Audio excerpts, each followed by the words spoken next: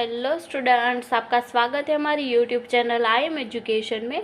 तो आज हम यहाँ पर एमकॉम सेम 4 का जो हमारा सब्जेक्ट है एचआरएम यानी कि ह्यूमन रिसोर्स मैनेजमेंट, वो आज हम यहाँ पर डिस्कशन करेंगे। तो इस वीडियो में हम गुजरात यूनिवर्सिटी में जितने भी क्वेश्चन यहाँ पर पूछने जाने के चांसेस है वो सब क्वेश्चन आज हम यहाँ पर सॉल्यूशन करेंगे एंड देखेंगे कि कौन कौन से मोस्ट टाइम पे क्वेश्चन है जो हमारी गुजरात यूनिवर्सिटी के एग्ज़ाम में पूछा जा सकता है। ओके, तो यहाँ पर हमारे इस सब्जेक्ट में टोटल 4 यूनिट्स दिए गए हैं। तो वन बाय वन हम सब यूनिट के मोस्ट टाइम पे क्वेश्चन जो है वो देखेंगे एंड यहाँ पर मैं आपको कम से कम क्वेश्चंस रेडी करने के लिए देने वाली हूँ। तो मेक श्योर कि जितने भी क्वेश्चंस मैं आपको दूंगी वो सब क्वेश्चंस आप एग्ज़ाम में प्रिपेयर करके ही जाना, ताकि आप मैक्सिमम मार्क्स जो है वो अचीव कर सके। एंड अगर आपको वीडियो पसंद आए तो मेक श्योर कि like this video, share this video and subscribe to our channel and बाजू में जो बेल आइकन आएगा उसको प्रेस करना बिल्कुल न भूलिएगा, ताकि हर नए वीडियो की नोटिफिकेशन आपको सबसे पहले मिले। तो यहाँ पर हर यूनिट में से मैं आपको यहाँ पर कम से कम क्वेश्चंस रेडी करने के लिए दूंगी। तो आप यहाँ पर अगर आप लास्ट डे पे प्रिपरेशन कर रहे हैं तो भी आपको ये यूज़फुल रहेंगे एंड अगर आपने पहले से ही प्रिपरेशन स्टार्ट कर दी है तो भी ये जो क्वेश्चन है वो आपको यूज़फुल रहेंगे। तो आइए स्टार्ट करते हैं एंड देखते हैं कि यहाँ पर कौन कौन से मोस्ट टाइम पे क्वेश्चन है।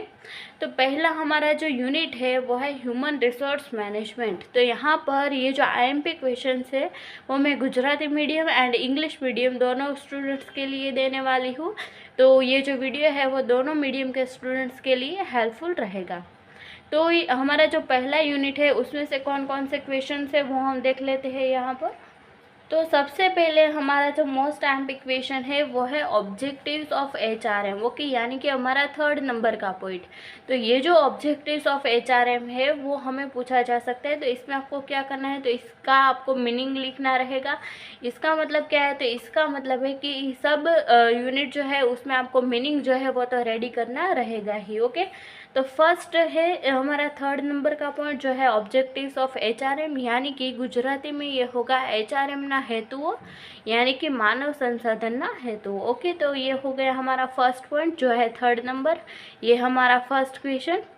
सेकंड नंबर की हम बात करें तो वो है हमारा 4 नंबर का क्वेश्चन जो यहाँ पर है। ओके, तो 4 नंबर का क्या है, तो फंक्शन और स्कोप ऑफ एचआरएम, यानी कि एचआरएम के स्कोप एंड फंक्शंस यहाँ पर पूछे जा सकते हैं एंड गुजराती में ये क्या होगा, तो मानव संसाधन ना कार्यों। ओके, तो ये हो गया हमारा 4 नंबर का पॉइंट। अब यहाँ पर नेक्स्ट क्वेश्चन की हम बात करें तो वो आ सकता है 5 नंबर का पॉइंट। तो ये रहा 5 नंबर का पॉइंट, वो क्या है, तो इम्पोर्टेंस ऑफ एचआरएम। तो एचआरएम की जो इम्पोर्टेंस है वो पूछी जा सकती है एंड गुजराती में ये होगा मानव संसाधन संचालनનું महत्व।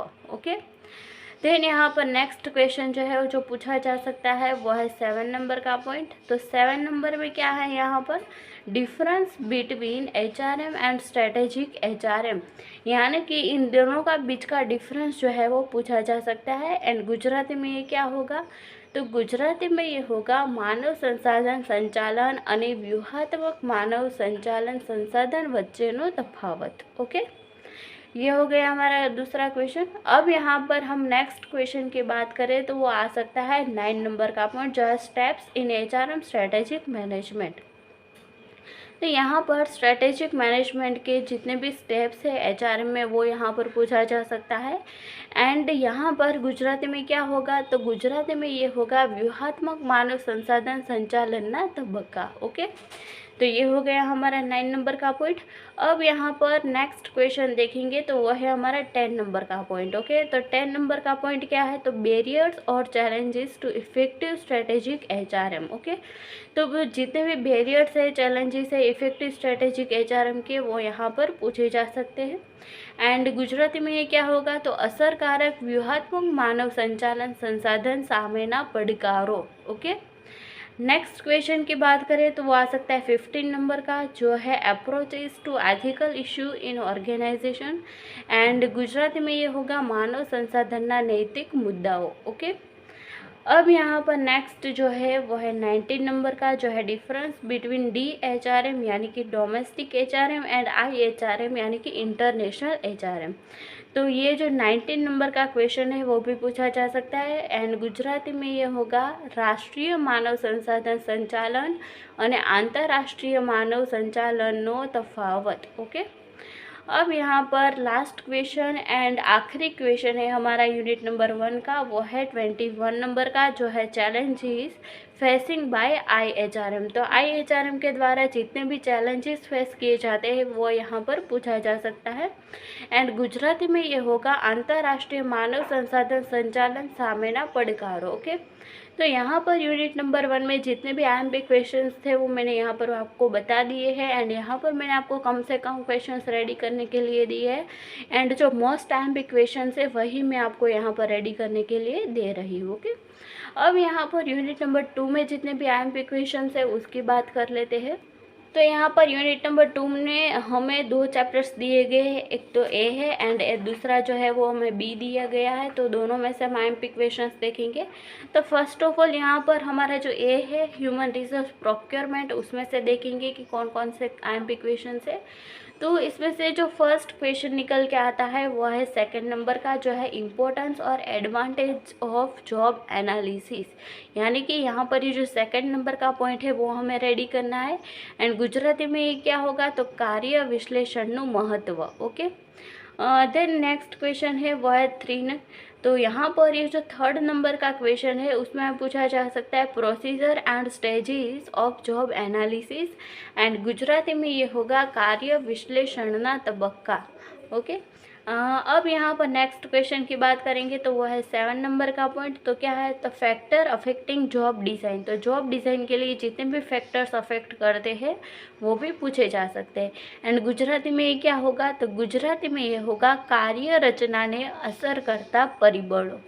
तो જેટલા બી પરિબળો જે કાર્ય રચનાને અસર કરતા હોય એ બી પૂછી જઈ શકે। અને નેક્સ્ટ ક્વેશ્ચનની વાત કરીએ તો 10th નંબરનો ક્વેશ્ચન वो पूछा जा सकता है HR planning meaning and characteristic. इसका मतलब क्या हुआ, तो इसका आपको कैरेक्टरिस्टिक्स जो है वो रीडिंग करना है, उसका मीनिंग जो है वो भी रेडी करना है। ओके, तो नेक्स्ट क्वेश्चन जो है वो 10 नंबर का। एंड 10 नंबर का गुजराती में कैसे पूछा जा सकता है, तो मानव संसाधन आयोजनना लक्षणों। ओके, अब यहाँ पर नेक्स्ट क्वेश्चन की बात करें तो वो आ सकता है 12 नंबर का क्वेश्चन, जो है factor affecting HR planning. Okay, and Gujarati में इसको पूछा जा सकता है मानव संसाधन आयोजन ने असर करता परिबळो। अब यहाँ पर हम नेक्स्ट क्वेश्चन की बात करते हैं। तो यहाँ पर जो नेक्स्ट क्वेश्चन हमारा है वो 14 नंबर का एंड 15 नंबर का, यानी कि importance of HR planning and limitations of HR planning. અને ગુજરાતીમાં इसको क्या बोलते हैं हम, तो गुजराती में इसको हम बोलते हैं मानव संसाधन आयोजनનું महत्व અને मर्यादाओं। तो यहाँ पर ये हो गए 14 एंड 15 नंबर का क्वेश्चन।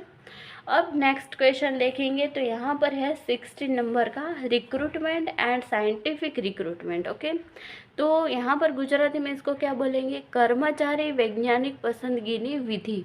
तो ये हो गया हमारा 16 नंबर का पॉइंट। अब यहाँ पर लास्ट क्वेश्चन जो है हमारा 2nd यूनिट का फर्स्ट चैप्टर का, वो है 17 नंबर, जो है रिक्रूटमेंट प्रोसीजर एंड सोर्सेज। तो रिक्रूटमेंट की जितनी भी प्रोसीजर है एंड जितने भी सोर्सेज है वो हमें यहाँ पर स्टेट करने रहेंगे। एंड गुजराती में इसको क्या बोलेंगे, तो गुजराती में इसको हम बोलेंगे कर्मचारी पसंदगीना प्राप्ति स्थानों। ओके, अब यहाँ पर यूनिट नंबर 2 का हमारा जो 2nd नंबर का चैप्टर है ह्यूमन रिसोर्स डेवलपमेंट, उसमें हम देख लेते हैं। तो इसमें यहाँ पर जो हमारा पहला IMP क्वेश्चन है वो है 2nd नंबर का, जो है प्रोसेस और stages of career planning. And Gujarati में इसको हम बोलेंगे कारकिर्दी आयोजनना तबक्का। एंड दूसरा जो क्वेश्चन है वो है methods of training for worker and supervisors, जो है 8 नंबर का हमारा क्वेश्चन, वो भी पूछा जा सकता है। एंड इसको हम गुजराती में बोलेंगे कामदार ने तालीमनी विविध पद्धतिओ। ओके, तो यहाँ पर यूनिट 2 के जितने भी क्वेश्चंस थे वो भी हमने सारे यहाँ पर देख लिए। आई होप कि इतने क्वेश्चंस जो है वो आप रेडी करके ही एग्ज़ाम में जाए, ताकि आप मैक्सिमम मार्क्स जो है वो अचीव कर सके। एंड अगर आपको वीडियो पसंद आ रहा है तो मेक श्योर कि like this video, share this video with your friends and subscribe to our channel. And exam पूरी होने के बाद आप ये जो आईएमपी है उसका फीडबैक देना मुझे मत भूलिएगा। आप कमेंट्स में मुझे बता सकते हैं कि आपको ये आईएमपी जो है वो कैसी लगी। अब यहाँ पर यूनिट 3 हम देख लेते हैं। तो यूनिट 3 में भी हमें 2 चैप्टर्स दिए गए हैं। तो फर्स्ट चैप्टर में हम किसकी आईएमपी है वो देख लेते हैं।